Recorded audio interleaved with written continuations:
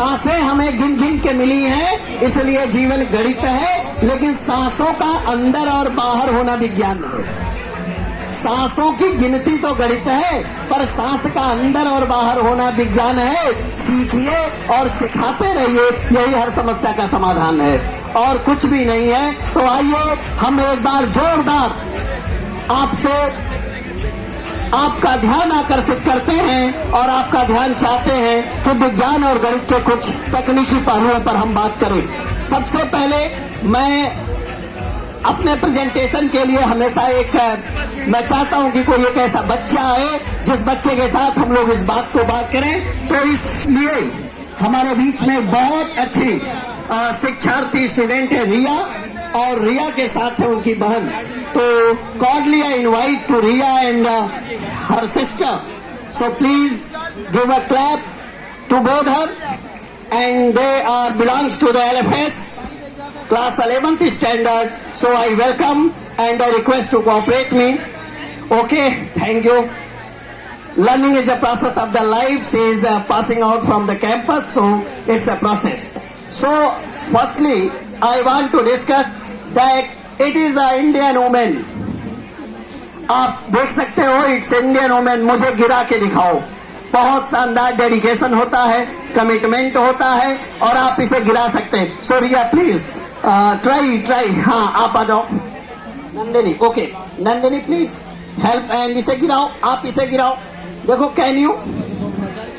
देखिए, आपने देखा होगा आपके घरों में ऐसे बहुत सारे खिलौने होंगे जिनको आप कितना भी गिरा दे, they will stand again. The point is why they stand, because I make open the secret of this toy. The coin is behind in the bottom. Bottom में एक कॉइन मैंने लगा रखा है जो इसके मैक्सिमम मास को इसके बॉटम पर शिफ्ट कर रहा है, और द्रव्यमान केंद्र यानी सेंटर ऑफ मास डाउन होने की वजह से ये हमेशा इसी स्टेटस पर स्टैंड करेगा। ये एक बहुत अच्छा एग्जाम्पल है स्टेबिलिटी को, इक्विलिब्रियम को मेंटेन करने के लिए। सो आई रिक्वेस्ट यू अगेन, इस बार तो रिया जी आपसे, और मैं ये चाहूंगा कि ये देखिए एक लकड़ी है, और मैं रिया जी से कहूंगा कि मैं इसे ऐसे खड़ा कर सकता हूं, ऐसे खड़ा कर सकता हूं। ये जो छोटा वाला हिस्सा है ये रिया जी के हाथ में, मतलब रिया जी को ऐसे खड़ा करना है। So please try this. Sir नहीं हो सकता ये, एरिया कम।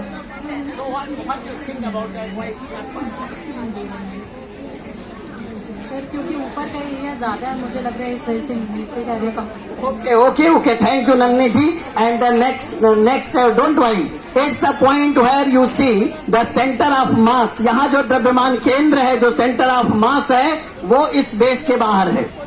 और आप जान लीजिए, जब भी आप किसी भी चीज को, किसी भी बिल्डिंग को, किसी भी मकान को, किसी भी पेड़ को खड़ा करेंगे, अगर द्रव्यमान केंद्र सेंटर ऑफ मास की वर्टिकल लाइन उसके बेस से पास नहीं हुई तो वो कभी भी स्टैंड नहीं कर सकती। इसीलिए जब भी हम पहाड़ पे चढ़ते हैं, जब भी हम सीढ़ी पे चढ़ते हैं, हम झुक जाते हैं। बिना झुके कभी चढ़ के देखिएगा, रीढ़ की हड्डियां सलामत नहीं रहेंगी। तो ये एक फर्दर एग्जांपल था। So I pick up the another, this is the very few questions with Nandini, right? Okay, so have you feeled the 1 kg? See feeled the 1 kg, 1 kilo का इनको अनुभव है। 5 किलोमीटर का? हाँ, 5 किलोमीटर। 1 न्यूटन का? नहीं, 1 newton. Okay, she is asking कैसे। तो मतलब हमने बोला आपको 1 किलो का अनुभव है, आपको 1 किलोमीटर, 1 मीटर, 1 घंटे का अनुभव है, तो 1 न्यूटन का अनुभव क्यों नहीं है? हम बोलते तो हैं कि बल वो आभास है, वो एहसास है। तो फिर जब एहसास है, आभास है, तो क्यों नहीं है हमें? तो चलिए, हमारे पास एक मास है और हम नंदिनी जी से प्रयोग करते हैं। ये मास कितना है? 100 ग्राम। 100 ग्राम मीन्स 0.1 kg। मैं 0.1 किलोग्राम इसका द्रव्यमान मानता हूं। Okay, open your hand. यही कि 100 ग्राम का वेट मेरे हाथ है। आप इसे बल में कन्वर्ट करो। बल में कितना होता है वो? कितना होता है? Okay, let me explain. This is the mass 0.1 kg and the acceleration due to gravity. जो गुरुत्व त्वरण है अर्थ का वो 10 होता है और इसका द्रव्यमान 0.1 है. तो धरती जब किसी को खींचती है तो वो बल लगाती है मास गुणे द्रव्यमान त्वरण जो होता है m इंटू जी. तो g की वैल्यू 10 और m का मान 0.1. 0.1 into 10 is 1. So it is the force experienced by your hand is 1 Newton. तो आपके हाथ ने जो बल का अनुभव किया वो 1 न्यूटन का है. अब से जब 1 किलो चीनी खरीद के घर ले जाइएगा मम्मी के कहने पे तो बोलिएगा मम्मी 10 न्यूटन का फोर्स लगा. तो मुझे लगता है कि आप सभी अपने बच्चों को ये सिखाइए कि जब वो 1 किलो आलू अपने हाथ में ले, 1 किलो चीनी अपने हाथ में ले, 5 किलो चीनी अपने हाथ में ले तो उसे बल के रूप में भी वो अनुभव करे. इससे उसका अनुभव स्ट्रांग होगा. So come to the next and this goes to the I discuss with Riya ji. So please it's a toy. Is lift up. ये एक खिलौना है, हमने अपने घरों में देखा है. इसे प्यार से क्या नाम देते हैं? Xylophone. She is telling xylophone. Okay, good. So आप इसे बचाइए.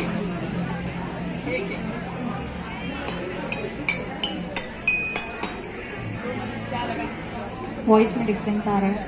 वॉइस में डिफरेंस है यानी साउंड जो बदल रहा है. तो मेरा कहना क्या है इसके पीछे भी विज्ञान बच्चे को समझाइए. 11th स्टैंडर्ड में जब हम पढ़ते हैं 11वीं की कक्षा में तो हमें पता होता है ध्वनि की आवृत्ति जो है किसी तार के लंबाई के व्युत्क्रमानुपात इनवर्सली प्रोपोर्शनल होती है. क्लास 11th का टॉपिक है ये. और चूंकि इसमें आप अगर गौर से देखें तो क्रमशः इसकी लंबाई बढ़ रही है, इसलिए इसकी आवृत्ति क्रमशः घटती जा रही है. और कम आवृत्ति का मतलब मधुर आवाज. इसलिए जैसे जैसे हम नीचे की ओर बढ़ रहे थे हमारे ध्वनि की आवाज मधुर होती जा रही थी. तो ये जो खिलौने हैं इन खिलौनों से हम विज्ञान सीखते हैं. Now come to the next. It's a very interesting and this goes to the Nandini.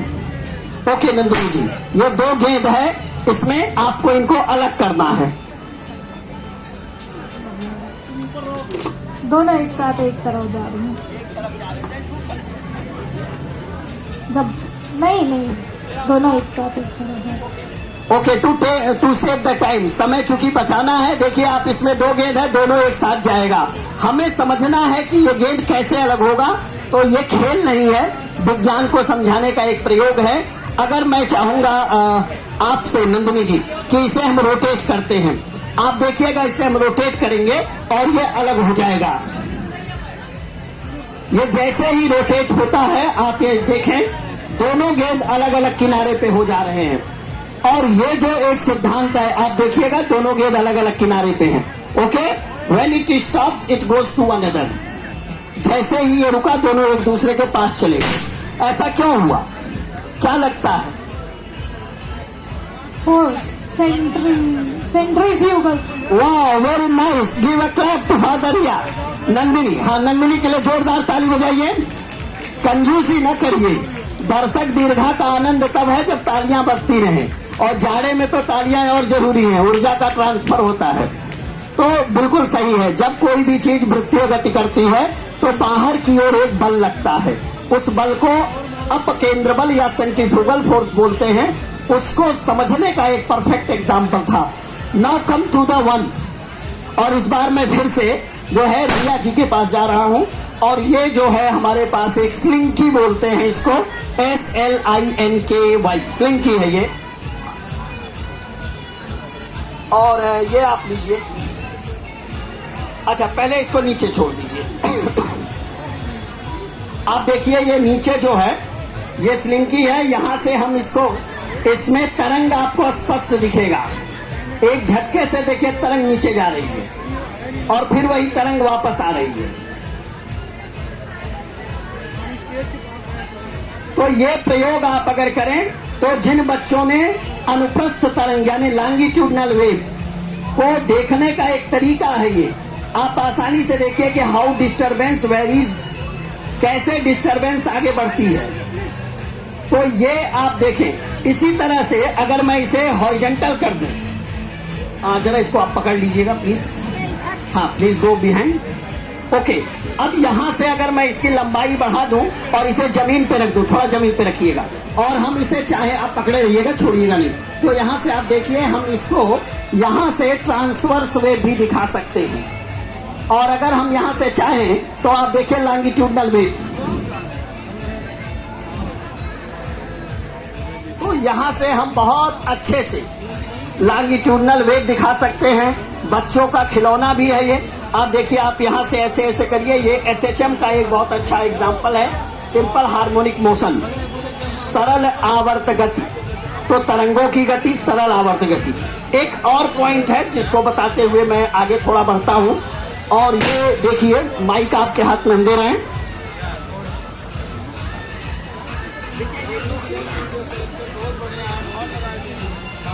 देखिए हमारे साथ जो नंदिनी जी और रिया जी ने बहुत साथ दे रही हैं, शुक्रिया आप दोनों के यहाँ उपस्थिति के लिए, और मुझे भी बड़ा अच्छा लग रहा है। ये 2 ग्लास है, और हमारे विकास भैया जो हमारे अग्रज हैं, जिनसे हम हर चीज़ों को सीखते हैं, he is the founder of promoting me. तो मैं ये जो है, आप इसको देखिए, ये इसमें कुछ नहीं है, मैं यहाँ इस पर केवल 1 बूंद पानी डाल रहा हूँ। 1 बूंद पानी डाला, इसको ऐसे हिलाया, सब्जी नहीं बना रहे हैं, इसको ऐसे हिलाया, और जैसे ही हम हिला करके इसको बराबर किए, और बराबर करने के बाद हम देखिए इसको किनारे कर रहे हैं, और आपको ये दिखाना चाहते हैं कि हम इसको अगर चाहें तो हमने इसे रोक दिया, ये नीचे नहीं गिरेगा।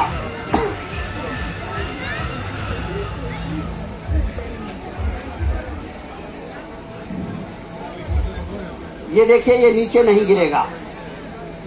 आप देख लीजिए कि ये कितना अच्छा एग्जाम्पल है कि द्रव के अणुओं के बीच कितना बल होता है। Molecular force between the water molecules is so much stronger that it can balance the weight of this glass plate.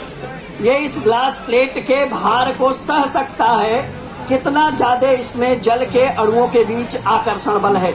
आप आसानी से समझ सकते हैं, बिना किसी बोध के हमने इसे संभालने और समझाने की कोशिश की है। And the few more one topic that is the, ये बहुत सुंदर। खिचड़ी के मेले में कितने लोग गए हैं? हाथ उठाइए। चलिए, जो नहीं गए हैं चले जाइएगा। गोरखनाथ में लगा है, और वहाँ एक बहुत खूबसूरत चीज है। क्या है ये? Will you tell speakly loudly? मौत का कुआं। मौत का कुआं। अब इनको हम ले जाएंगे। Okay, she is interested to go into the death well. Okay, तो मैं यहाँ आपको ये समझाना चाहता हूँ कि मौत के कुएं में जो बाइक दीवालों पर चलती है, वो कैसे चलती है। एक बच्चे के लिए आकर्षण होता है, एक बच्चे के लिए उत्साह का केंद्र होता है। तो हमने कुछ न किया, एक गुब्बारा है और इसी में एक छोटा सा टुकड़ा डाल दिया है।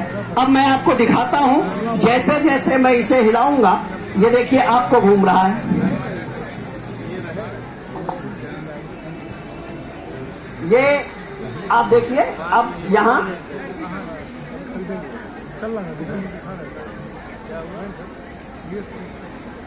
आप ऐसे इसको घर पे कर सकते हैं। एंड तो आपने देखा कि ये मौत के कुएं में कैसे बाइक, कैसे कार, कैसे विभिन्न चीजें जो चलती हैं, वो आपको इस गुब्बारे में भी चलते हुए दिखाई दे रही हैं। ऐसे ही बाइक, कार, बस, कुछ भी आप मौत के कुएं में चला सकते हैं। यहाँ आपको समझना बस इतना है कि इसमें जो सेंट्रीपिटल फोर्स, यानी अभिकेंद्र बल हिंदी में बोलते हैं उसको, वो यहाँ दीवालों का रिएक्शन फोर्स प्रोवाइड कर रहा है, इसलिए ये सर्कुलर मोशन मेंटेन हो रहा है। और मैं यूं तो बहुत सारी चीजें हैं जिन्हें हम आपसे शेयर कर सकते हैं, लेकिन चूंकि समय का बड़ा बंधन है, इसलिए एक और प्रयोग दिखाने के बाद मैं अपनी बात को समाप्त करूंगा। मैं एक बहुत अच्छी चीज दिखाने जा रहा हूं जिसको कहते हैं वाटर वेव। आई होप आपको दिखेगा नहीं बहुत क्लियरली, क्योंकि बहुत छोटी चीज है ये, बट हमारे साथ 2 साथी हैं, नंदिनी, रिया जी हैं और विकास जी हैं। आप तीनों इसको एक प्रेजेंटेशन को समझेंगे कि हाउ द वाटर वेव्स, यानी wave in water, on water surface, inside the water level, कैसे वो चलती होगी। तो हमारे पास ये एक डिवाइस है जिसको हम लोग ट्यूनिंग फार्क या स्वरित्र द्विभुज कहते हैं हिंदी में। ये ट्विनिंग फॉर्क है और हम इसे यहाँ हमारे पास एक बीकर है जिसमें हमने पानी भर रखा है और इसमें हम इससे कंपल करा के इस पानी में इंटर करेंगे तो हम समझेंगे कि कैसे यह जो है उन तरंगों को प्रसारित करता है, प्रोपगेट करता है। Okay, let's see. Please close up to the sea and you have to demonstrate the audience. Okay, please कम।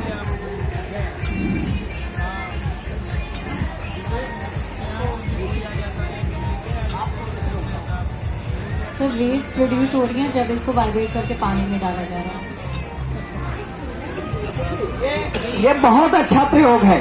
आप बच्चों को जैसे देखिए, ये हल्की चीज नहीं है। आप याद करिए, सुनामी आई थी। सुनामी क्या था?